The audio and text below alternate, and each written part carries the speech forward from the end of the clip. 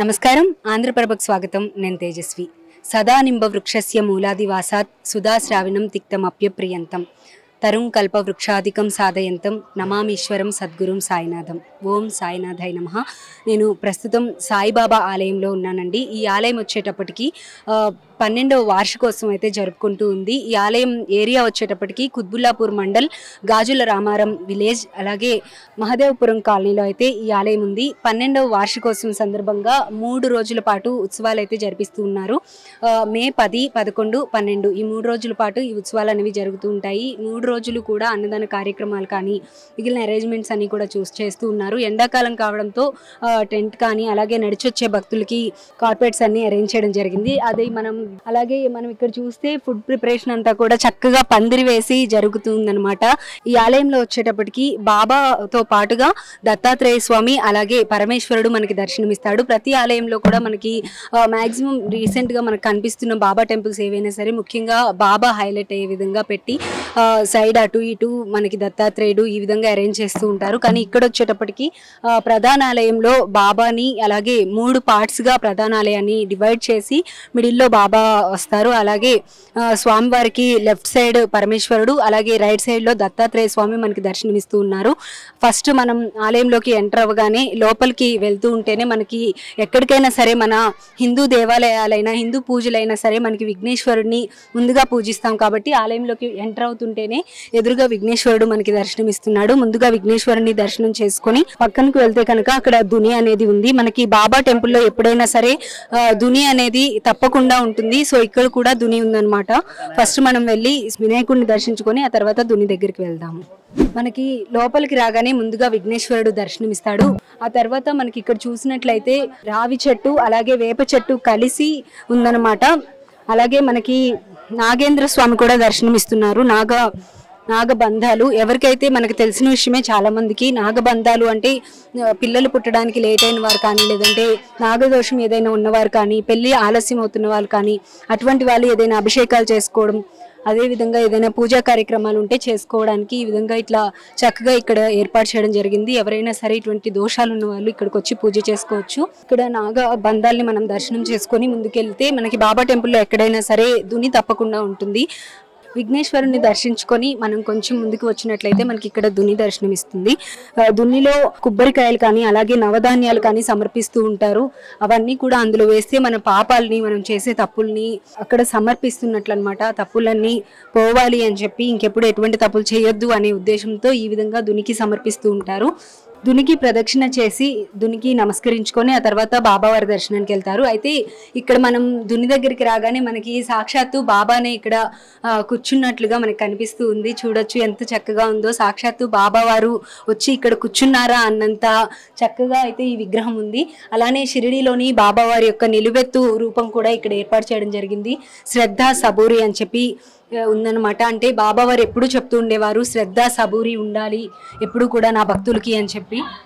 మహదేవపురంలోని ఈ బాబా టెంపుల్కి అయితే చాలా ప్రత్యేకత ఉందండి. 12 సంవత్సరాల వార్షికోత్సవం అయితే ఇప్పుడు జరుపుకుంటూ ఉంది.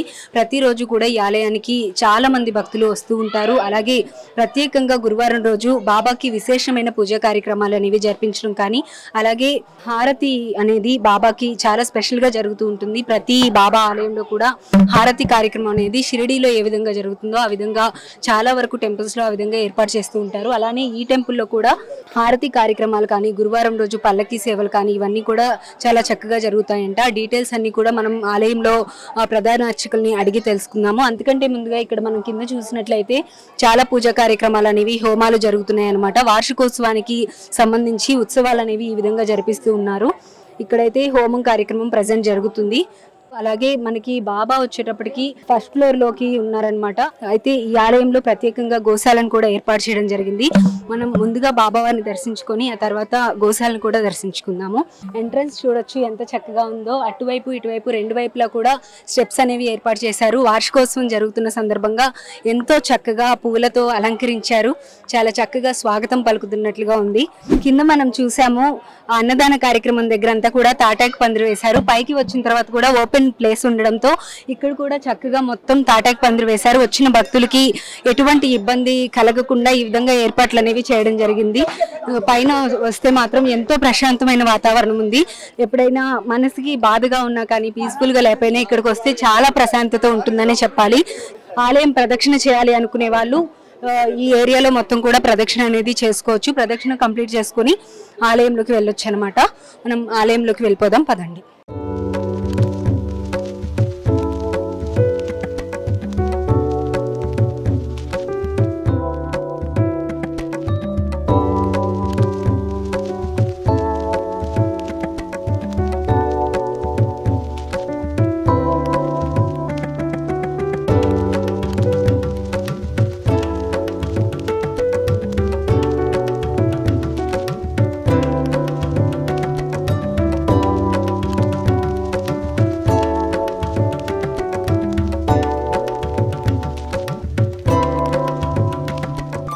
మనతో కొంతమంది భక్తులు ఉన్నారు, వాళ్ళతో మాట్లాడదాం. హాయ్ అండి. హాయ్. మీ పేరు? నా పేరు కృష్ణవేణి అండి. రెగ్యులర్గా వస్తూ ఉంటారా ఈ టెంపుల్కి? ఎవ్రీ గురువారం వస్తుంటానండి. ఎలా అనిపిస్తూ ఉంటుంది? చాలా ప్రశాంతంగా అనిపిస్తుందండి.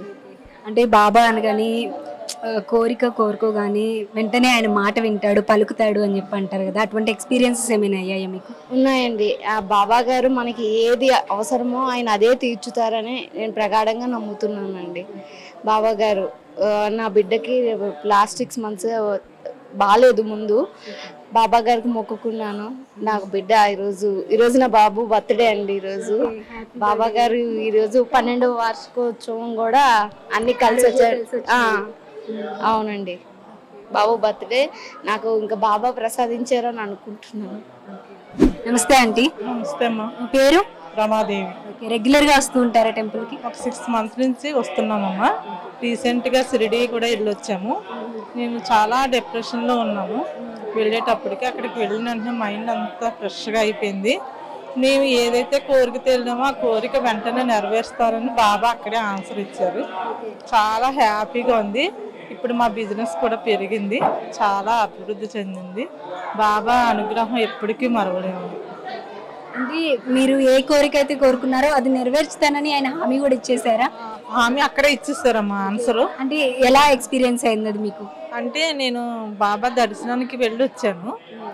వచ్చిన తర్వాత మా పాప నువ్వు ఒకటి కోరుకోమ్మా అంది. కోరుకున్నాను. ఏమైతే మేము బిజినెస్ పెట్టుకున్నామో ఆ బిజినెస్ చాలా అభివృద్ధి చెందుతుందని బాబా అక్కడే ఆన్సర్ ఇచ్చారు.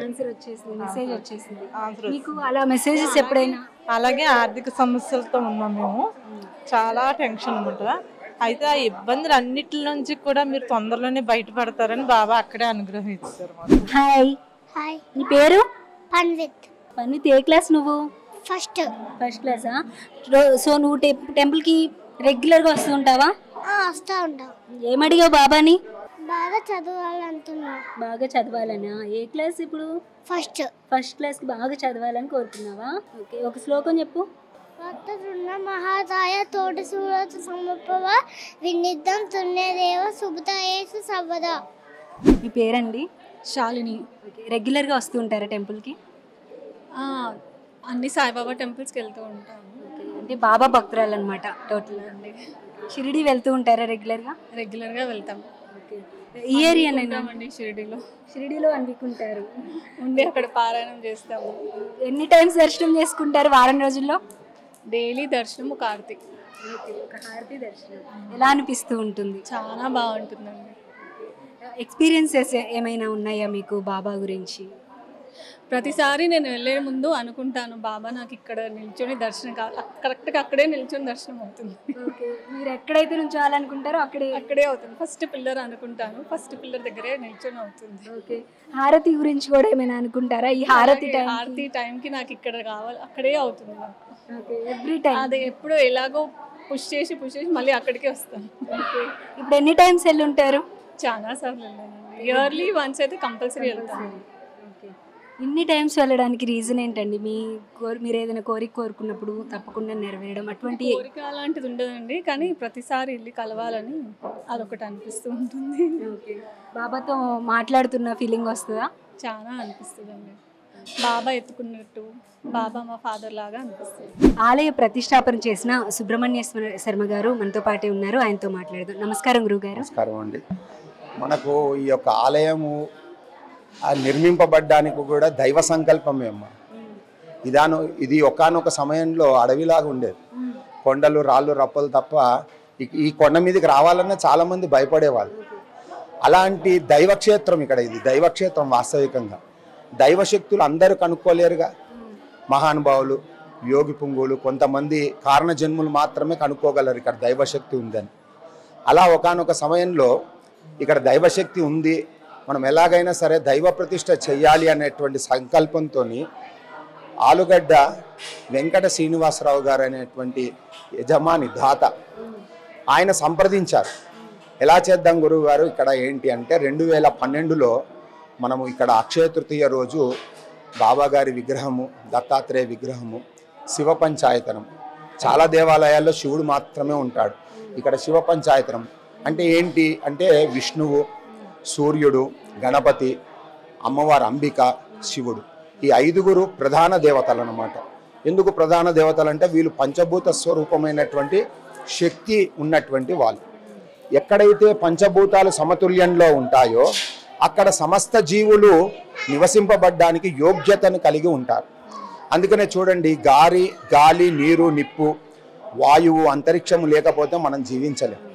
కాబట్టి ఈ 5 యొక్క శక్తులకు అధిదేవతలు వాళ్ళు. కాబట్టి వీళ్ళని అందరినీ కూడా 2012 అక్షయ తృతీయ రోజు ప్రతిష్ఠ చేసుకొని, ఇది 12వ సంవత్సరం. ఇక్కడ ప్రతి సంవత్సరం కూడా విశేషమైనటువంటి పూజా కార్యక్రమాలు ఏంటంటే గురు పౌర్ణిమ రోజు బాబా గారికి పాదుకార్చన, మిగతా దేవతల గురు దత్తాత్రేయ పాదుకార్చన, శివ పంచాయతన దక్షిణామూర్తి స్వరూపంలో శివుడికి పాదుకార్చన, ఇవన్నీ చేసి వ్యాస భగవాన్ని అర్చించుకొని ఆ రోజు గురువులని పూజించుకోమని చెప్పారు. మనకు బాబా గారు గురుతుల్యుడు కాబట్టి వారిని పూజించుకొని ఆ రకంగా మనం ఇక్కడ గురుగీతా పారాయణం ఇలాంటివన్నీ చేస్తూ భజన కార్యక్రమాలు, పల్లకి సేవ ఇలాంటివన్నీ కూడా చేస్తుంటారు. ప్రతి అట్లా గురువారము చేస్తూనే విశేష పర్వడ దినాల్లో కూడా పల్లకి సేవ చేస్తారు. ఇప్పుడు గురు పౌర్ణమి ఉంది, గురువారం రావచ్చు రాకపోవచ్చు, కానీ ఆ రోజు పల్లకి సేవ జరుగుతుంది. ఇలా విశేష పర్వడ దినాల్లో పల్లకి సేవ చేస్తూ ప్రతి గురువారం కూడా సాయంకాలం పూట ఇక్కడ పల్లకి సేవ అనేది జరపబడుతుంది. అదే కాకుండా ఈ యొక్క వార్షిక బ్రహ్మోత్సవం అంటారు, మనం ఎప్పుడైతే ప్రతిష్ఠ చేస్తామో ఆ రోజు దేవతలను అందరినీ కూడా అర్చించుకోవాలట. మనం ప్రతినిత్యం ఇక్కడ దేవతలను వచ్చి పూజ పునస్కారాలు చేసి మన కోరికలు నెరవేర్చుకోవాలని చూస్తాం. మరి దేవతలు కూడా శక్తి సంపాదించుకోవాలి కదా ప్రతి సంవత్సరము. ఆ సంపాదించుకోవడానికే బ్రహ్మోత్సవాలు అని తిరుమల తిరుపతి దేవస్థానంలో కూడా చేస్తారు. అట్లా ఏ రోజు ప్రతిష్ఠింపబడిందో అక్కడ బ్రహ్మోత్సవాలు ఏంటంటే సాక్షాత్తు బ్రహ్మగారు ఆ యొక్క కార్యక్రమాలు ప్రారంభించినటువంటి రోజు. అందుకనే వాళ్ళు అక్కడ నవరాత్రులు ప్రారంభ సమయంలో బ్రహ్మోత్సవాలు చేస్తారు. ఇక్కడ మనం ఏంటంటే అక్షయ తృతీయ రోజు ప్రతిష్ఠ చేశాం కాబట్టి ఆ యొక్క దేవతా ప్రతిష్ఠలకు ప్రతిష్ఠించిన దత్తాత్రేయ స్వామి, బాబా గారు, శివ పంచాయతనము, గణపతి, సర్పదేవతలు వీళ్ళందరూ కూడా తేజోవృద్ధులు అవ్వడం కోసము మనం కూడా బ్రహ్మోత్సవాలు చేస్తాం. ఏం చేస్తాం, ఉదయమే అభిషేకం జరుగుతుంది బాబా గారికి, తర్వాత గణపతి పూజ, పుణ్యవాచనము, ఋత్విక్ వర్ణము అంటారు, బ్రాహ్మణుల్ని నియమించుకోవడము, ఆ తర్వాత ఈ యొక్క దేవతలను అందరినీ కూడా కింద మనం ఆవాహన చేసుకొని ఆ దేవత మూలమంత్రాలతోని హవనం చేస్తాం. ఎందుకు చేస్తామంటే లోకా సమస్త సుఖినో భవంతు అని వేదం చెప్పబడింది. ఎక్కడైతే సమస్త లోకుల జనుల గురించి భగవంతుడికి చేస్తుంటారో అక్కడ ఆ ప్రదేశము, ఆ దేశము, ఆ రాష్ట్రము సుభిక్షంగా ఉంటుందట. అందుకనే మనకు దేవతలకు బ్రహ్మోత్సవాలు, పక్షోత్సవాలు, మాసోత్సవాలు అని ఉన్నాయి. కలి ప్రభావం చేత ఇవన్నీ మనం తగ్గిపోయాయండి. సంవత్సరానికి ఒక్కసారి మాత్రం ప్రతి చోట బ్రహ్మోత్సవాలు అనేవి జరుగుతున్నాయి. ఈరోజు ఇక్కడ బాబా గారికి కూడా ఈ యొక్క ప్రతిష్ట జరిగినటువంటి రోజు కాబట్టి సమస్త దేవతలకు బ్రహ్మోత్సవ నిమిత్తంలో ఆ దేవతలను అర్చించి అభిషేకాదులు చేసి హవనాదులు చేసి పూర్ణావతి చేసి సమస్త లోకం సుభిక్షంగా ఉండాలని సంకల్పము చేసి బాబా గారి యొక్క అనుగ్రహంతో అందరూ కూడా వర్ధిల్లాలి, ఎలాంటి రోగాలు లేకుండా సుఖ సంతోషాలతో ఉండాలి, పిల్లలు విద్యావంతులు అవ్వాలి, వృద్ధులు ఆరోగ్యవంతులు అవ్వాలి, యువకులు ఉద్యోగంలో ఉన్నత స్థితికి వెళ్ళాలని సంకల్పం చేసి పూజ చేశాము ఈరోజు. బాబావారికి అభిషేకాలు ఇవన్నీ కూడా చాలా స్పెషల్గా జరుగుతాయి. ప్లస్ అలాగే షిరిడీలో మనకి హారతి సేవ ఎలా జరుగుతుందో తెలుసు, ఇక్కడ కూడా అదే విధంగా చేస్తారమ్మా. ఇది ప్రాతకాల హారతి అంటారు, బ్రాహ్మీ ముహూర్తంలో చేసేవాళ్ళు పూర్వం. ఇప్పుడు మనకు కొంత అటు ఇటుగా జరుగుతుంది. దీన్ని ప్రాతకాల హారతి అని పిలుచుకుంటారు సంస్కృతంలో. ఇక బాబా గారి షిరిడి సాంప్రదాయం ప్రకారంగా ఉదయ హారతి అని పిలుస్తారు. మధ్యాహ్నం హారతి, మళ్ళీ సాయంకాలము రాత్రి హారతి అని ప్రతి చోట కూడా ప్రతి దేవాలయంలో 4 హారతులు ఉంటాయండి. ఈ 4 హారతులు ఏంటంటే ఉదయమే దేవతలు కూడా మనలాగానే పడుకుంటారట. వాళ్ళని అందుకనే వెంకటేశ్వర స్వామిని కూడా ఉత్తిష్టో బ్రహ్మణ అని చెప్పి మనము ఆ యొక్క సుప్రభాత సేవలతోని మనం మేలుకొలుపుతాం. ఇక్కడ వీళ్ళని కూడా దేవతల్ని మేలుకొలిపి ఆ తర్వాత వాళ్లకు హారతి ఆదులు ఇచ్చి, అయ్యా ఇంకా మీరు స్నానానికి వాటికి సహకరించండి అని చెప్పి అభిషేకాదులు చేస్తాం మనం. అది అయిన తర్వాత నిత్య పూజ అనేది జరుగుతుందండి. అంటే బాబా గారికి నిత్యము మనం ఆహార వ్యవహారాలు ఎట్లాదైతే తీసుకుంటామో టిఫిన్ లాగా ఆయనకు పూజ చేసిన తర్వాత నివేదనలు అని చేస్తారు. దీన్ని ప్రాతకాల పూజ అంటారు. మళ్ళీ మధ్యాహ్నం గుడి దేవాలయం బంద్ చేసేటప్పుడు కూడా మళ్ళీ మధ్యాహ్నము పూజ చేసి హారతి ఇచ్చి నైవేద్యాదులు పెట్టి హారతి ఇచ్చి మూసేస్తారండి. మళ్ళీ సాయంకాలం ప్రారంభం రాగానే మళ్ళీ ఆయన అలసిపోయి ఉన్నటువంటి ఆయనని మళ్ళీ ఉత్తేజపరచాలిగా, అందుకని మళ్ళీ సంకల్పం చేసి పూజాదులు చేసి హారతులు ఇస్తారు. మళ్ళీ రాత్రి ఇంకా స్వామి ఇంకా పవలింపు సేవగా ఆయనకు మళ్ళీ పూజ చేసి హారతి ఇచ్చి ఆయనని ఇంకా పవలింపు చేయించేసి తాళం వేసుకొని మనం వెళ్తాం. దీన్నే ద్వారబంధన అని అంటారు. మళ్ళీ ప్రాతకాలం తెరిచేది ద్వార విమోకం అంటారు. మనలాగనే దంతధవనము ఇవన్నీ మంత్రాలు ఉంటాయి. ఆయన పండు దోముకోవడానికి ఒక మంత్రం చెప్పి ఒక పుష్పం వేస్తాం, భావన చెయ్యాలి. ఎందుకంటే వాళ్ళు కారణ జన్ములు కాబట్టి ఆ యొక్క విగ్రహ రూపంలో ఉన్న ఆ శక్తి ఎక్కడున్నా వాళ్ళకు ఆ భావన కలిగించడానికి మంత్రోచ్చరణ చేసి అక్కడ పుష్పాదులు అర్పిస్తారనమాట. ఇలా ప్రతి ఒక్క భగవంతుడికి షోడశ ఉపచార పూజలని 16 ఉపచారాలు ఉంటాయండి. మనలాగానే పొద్దున్నే లేస్తాము, కాళ్ళు కడుక్కుంటాం, చేతులు కడుక్కుంటాం, ముఖం కడుక్కుంటాం, స్నానం చేస్తాం, వస్త్రాదులు ధరిస్తాం. అలాగే భగవంతుడు కూడా 16 ఉపచారాలు ఇవే. ఆయన ధ్యానం పిలుస్తాం. తర్వాత అర్ఘ్యపాద్య ఆచమనీయాలు ఇస్తాం, కాళ్ళు చేతులు ముఖము కడుగుతాం. దాని తదనంతరం స్నానం చేయిస్తాం. దాని తదనంతరం వస్త్రాదులు ధరింపజేస్తాం. ఆ తర్వాత ఆ వస్త్రాదులు ఇచ్చిన తర్వాత గంధము, పుష్పమాల ఇవన్నీ సమర్పించి భగవంతుడికి అష్టోత్తర పూజలు. మనకంటే ఒక పేరు, మనకే కొన్ని సందర్భంలో 4-5 పేర్లు ఉంటాయి. తల్లిదండ్రులు ముద్దుగా ఒక పేరు, స్నేహితులు ఒక పేరు, మన బయటంతా ఒక పేరు. కాబట్టి ఆయన భగవంతుడికి అనేక నామాలు ఉంటాయి. అందుకనే అష్టోత్తరము సహస్రనామం 108 1000 నామాలు. అందుకని ఆ నామాలతో ఆయన అర్చించి, స్వామి నీ అనుగ్రహం వల్ల నేను చక్కగా ఉన్నాను, ఇగో ఈ ఫలాదులు స్వీకరించని నైవేద్యం పెట్టి ఆయన 16 ఉపచారాలతో పూజ చేసి హారతి ఇస్తాం. హారతి ఎందుకు ఇస్తాము? మనకే దృష్టి తగులుతుంటే భగవంతుడికి కొన్ని కోట్ల మంది వచ్చి ఆయనను దర్శిస్తూ ఉంటారు. మరి ఆయన కూడా నీరసించకుండా ఉండడానికి, ఉత్తేజం పొందడానికి ఆ కర్పూర హారతి అనేది ఉంది. ఇంకొక పరమార్థం ఏంటంటే, ఇప్పుడంటే విద్యుత్ కాంతులు వచ్చాయి. పూర్వకాలంలో విద్యుత్ కాంతులు లేవు కదా. ఆ రోజుల్లో భగవంతుని సుస్పష్టంగా దర్శించుకోవడం కోసము హారతి అనేటువంటిది ఏర్పాటు చేశారు. ఆ వెలుగులో భగవంతుడు సుస్పష్టంగా కనపడుతూ ఉంటాడు, లేకపోతే ఆ దేదీప్యమానంగా వెలిగిపోతూ ఉంటాడు. లేదంటే ఆయన సుస్పష్ట రూపం కనపడకపోయేది పూర్వకాలం. ఇప్పుడంటే విద్యుత్ అలంకరణలు వచ్చాయి కాబట్టి కనబడుతున్నాయి. ఇక అదే పూర్వ ఆచారం మనం హారతి అనేది మనం పెట్టుకున్నాం. ఇది 2 రకాలుగా ఇస్తారు. ఒకటి దృష్టి దోషం పోవడానికి ఆయనకు. అదేంటండి భగవంతుడు కూడా దృష్టి ఉంటుందా అంటే ఉంటుందటండి. మనకు వేదాలు ధర్మశాస్త్రాలు చెప్పాయి, నరుడి యొక్క చూపుకి నాపరాళ్ళు కూడా పగిలిపోతాయి అని చెప్పబడింది. కాబట్టి ఆ భగవంతుడు కూడా చల్లగా మనపైన దృష్టి ప్రసరిస్తూ ఉండాలి. కాబట్టి కొంతమంది యొక్క దృష్టి అనేది ఆయనకు కూడా సోకకుండా 10 మందిని రక్షిస్తూ ఉండాలి అని మనము ఆయనను అర్చిస్తూ హారతులు, మంత్రపుష్పాదులు కూడా ఇవన్నీ చేస్తాం వేదోక్తంగా, విధి విధానంగా. అదమ్మా. ధన్యవాదాలు గురువుగారు. చాలా మందికి ఈ విషయాలన్నీ కూడా తెలియదు. నార్మల్గా పూజ చేస్తున్నాము, హారతి ఇస్తున్నాము అనుకుంటారు. చాలా చక్కగా వివరించారు. ధన్యవాదాలు గురువుగారు. ఈ యొక్క అక్షయ తృతీయ పర్వదిన దినమునందు సమస్త భక్తులు, లోక జనాలందరూ కూడా సుఖంగా ఉండాలి. అట్లాగే మీ యొక్క మీడియా, ఆ మీడియాలో పనిచేస్తున్నటువంటి సభ్యులందరూ కూడా సుఖ సంతోషాలతో ఉండాలని, స్వస్తి ప్రజాభ్యాం పరిపాలయంతాం యానేన మార్గేణ మహిమహీషాః గోబ్రాహ్మణేభ్య శుభమస్తు నిత్యం లోకా సమస్తా సుఖినో భవంతు. ధన్యవాదాలు గురువుగారు. ప్రస్తుతం మనతో ఆలయ ట్రెజరర్ సత్యనారాయణ గారు ఉన్నారు. ఆయనతో మాట్లాడదాం. నమస్కారం అండి. నమస్తే అమ్మా. సార్, ఇక్కడ మొత్తం పూజా కార్యక్రమాలు కానీ అన్నీ చాలా చక్కగా జరుగుతున్నాయి. అలాగే 12వ వార్షికోత్సవం కూడా అంతే అంగరంగ వైభవంగా చేస్తున్నారు. కింద నేను చూస్తే అన్నదాన కార్యక్రమం అయితే చాలా పద్ధతిగా చక్కగా జరుగుతుంది. ఎవరైనా తినకపోతే కూడా వాళ్ళని దగ్గరుండి తిన్న తర్వాతనే ప్లేట్ పడేయాలి అని చెప్పి చాలా సిస్టమేటిక్గా ఉంది. అసలు ఈ ప్రాసెస్ అంతా ఎప్పటి నుండి స్టార్ట్ అయింది? అన్నదాన కార్యక్రమాలు ఎప్పుడు ఏ టైమ్స్లో ఉంటాయి అవి చెప్తారా? అది షిరిడి బాబా సొసైటీ మాకు కమిటీ ఉందమ్మా. ఇది ఈ టెంపుల్ 2011 నుంచి స్టార్ట్ అయింది. బాబాకి ప్రతి గురువారం నాడు అన్నదానం ప్రోగ్రాము ఉంటుంది. దాతలు ఇచ్చిన డబ్బులు పెట్టి మేము అన్నదానం ప్రతి గురువారం పెడుతుంటాం అమ్మా. అది రివాజు. బాబాకి ఆయనకి ఇష్టమైన రోజు గురువారం. అందుకని గురువారం నాడు అన్నదానం కంపల్సరీగా, వర్షం వచ్చినా ఏది వచ్చినా కానీ కంపల్సరీగా కొద్ది మందికైనా సరే అన్నదానం పెట్టాల్సిన అది మ్యాండేటరీ ప్రొవిజన్. అది బాబాది. బిగినింగ్ నుండి ఈ ప్రాసెస్ బిగినింగ్ ఎక్కడున్నా బాబా గుడిలో గురువారం అన్నదాన ప్రోగ్రామ్ అనేది అది మ్యాండేటరీ. అది ఆయన బాబా ఆశీస్సుల వలన ప్రతి గురువారం ఎంతో 10 మందికో ఎంతో కొంతమందికి అన్నదానం కంపల్సరీగా పెట్టాల్సిన అది బాధ్యత సొసైటీ, సాయిబాబా సొసైటీ ఎవరైతే రన్ చేస్తారో వాళ్ళ మీద ఉంది.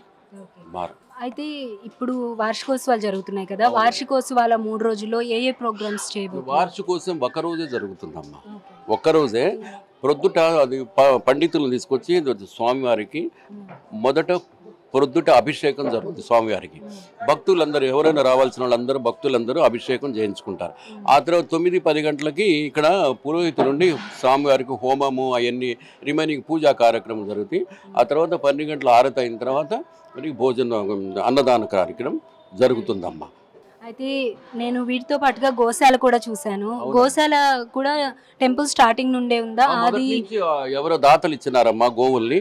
వాటి పరవర్ష్ అంటే వాడిని చూడటం అనేది సొసైటీ బాబా కార్యాచరణ అంతా ఏ విధంగా జరుగుతూ ఉంటుంది? వాటికి కావాల్సిన భక్తులందరూ కొందరు ఇస్తారమ్మా, డబ్బులు ఇస్తారు. అండ్ మళ్ళీ మేము దానికి సంబంధించి గ్రాసం అదంతా మేము కొంటాము. ఇంకా భక్తులు ఎవరైనా ఇస్తుంటారు, తవుడు అది ఉంటుంది కదమ్మా, అది వాటికి సంబంధించి అన్ని చూస్తాము. ఇక ఆవుల గురించి పరివర్షణ దాని బాధ్యత అంతా మా మీద, సొసైటీ మీద ఉంటుంది.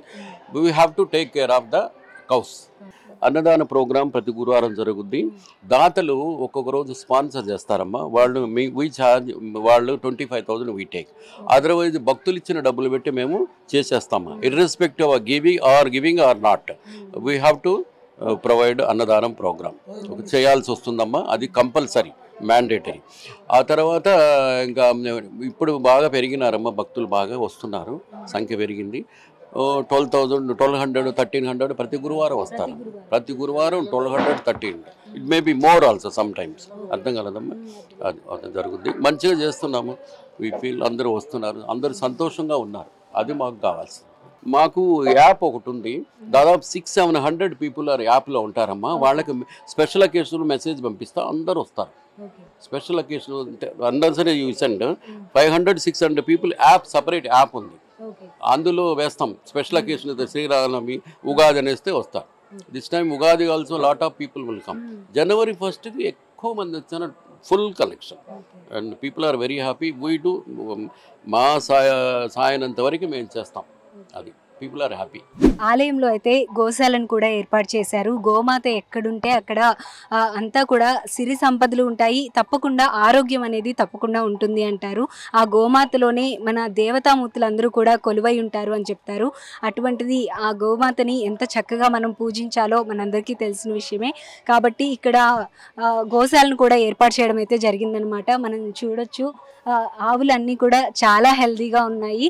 చూస్తుంటే చాలా మంచి ఫీల్ అయితే వస్తుందన్నమాట. చక్కగా ఇక్కడ షెడ్ ఉంది, అలాగే ప్రజెంట్ ఎండలో చెట్లు కింద చల్లగా ఉంది అని చెప్పి ఇక్కడ కట్టేశారు. గోమాతలకి సంబంధించి కూడా ఈ కార్యక్రమాలన్నీ ఆలయానికి సంబంధించిన వాళ్ళు ఎవరైతే ఉంటారో వాళ్ళే అన్నీ కూడా చూసుకుంటూ ఉంటారంట. గోమాతకి పెట్టాల్సిన దానా కానీ ప్రతిదీ కూడా దగ్గరుండి ప్రతిరోజు దీన్ని చూసుకోవడానికి ఒక టీం అయితే ఇక్కడ ఉంది. మొత్తం చాలా కేర్ఫుల్గా చూసుకుంటూ ఉంటారు. అర్థమవుతుంది కూడా వాటిని చూస్తుంటే ఎంత హెల్తీగా ఉన్నాయి అని చెప్పి. అయితే ఈ గోమాతలు కూడా ఆలయాన్ని ఎప్పుడైతే నిర్మించారో ఆ టైంలోనే కొంతమంది దానం ఇవ్వడం జరిగింది ఆలయానికి. అప్పటి నుండి కూడా ఇలా జాగ్రత్తగా చూసుకుంటూ వస్తున్నారనమాట. అలాగే దేవతామూర్తులకి నిలువెత్తు రూపం కాబట్టి గోమాత అనేది ఎంతో ప్రత్యేకమైనది. అటువంటి గోమాతకైతే ఇక్కడ చాలా చక్కగా కార్యక్రమాలు అనేవి నిర్వహిస్తూ గోశాల అనేది చాలా చక్కగా నిర్వహిస్తున్నారు. మొత్తానికైతే ఆలయం వచ్చేటప్పటికి ఇప్పుడు పుష్కర కాలం అయితే కంప్లీట్ చేసుకుంది. 12వ వార్షికోత్సవం అనేది ఈ ఆలయం జరుపుకుంటూ ఉందన్నమాట. అప్పటి నుండి కూడా ఇప్పటి వరకు పూజా కార్యక్రమాలు అనేవి చాలా చక్కగా జరుగుతున్నాయి. భక్తులు కూడా అప్పటి నుండి ఇప్పటికీ ఇంకా సంఖ్య అనేది పెరుగుతూనే ఉంది. గురువారం రోజు అన్నదాన కార్యక్రమంలో కూడా అంతే విధంగా భక్తులు విరివిగా పాల్గొంటూ ఉన్నారు. అలాగే ఎప్పుడైతే పర్వదినాలు ఉంటాయో, హిందూ సంప్రదాయానికి సంబంధించిన పండుగలు ఉంటాయో, అటువంటి పండుగ పర్వదినాల్లో కూడా ఇక్కడ విశేషంగా పూజా కార్యక్రమాలు అనేవి జరిపిస్తూ ఉంటారు. అలాగే షిరిడీలో ఏ విధంగా అయితే బాబా వారికి హారతి పూజా కార్యక్రమాలు ఇవన్నీ జరుగుతాయో అదేవిధంగా అదే టైంకి యథావిధిగా ప్రతిరోజు కూడా నిర్విరామంగా పూజా కార్యక్రమాలు అనేవి జరిపిస్తూ ఉన్నారు. అంతా కూడా చాలా చక్కగా ఉంది. ఎవరికైనా పాసిబుల్ అయితే కనుక తప్పకుండా ఈ ఆలయానికి వచ్చి అయితే దర్శించుకోవచ్చు. Thank you so much. మరికొన్ని మంచి ఆలయాలతో మీ ముందుకు వస్తాను. అంతవరకు చూస్తూనే ఉండండి ఆంధ్రప్రభ.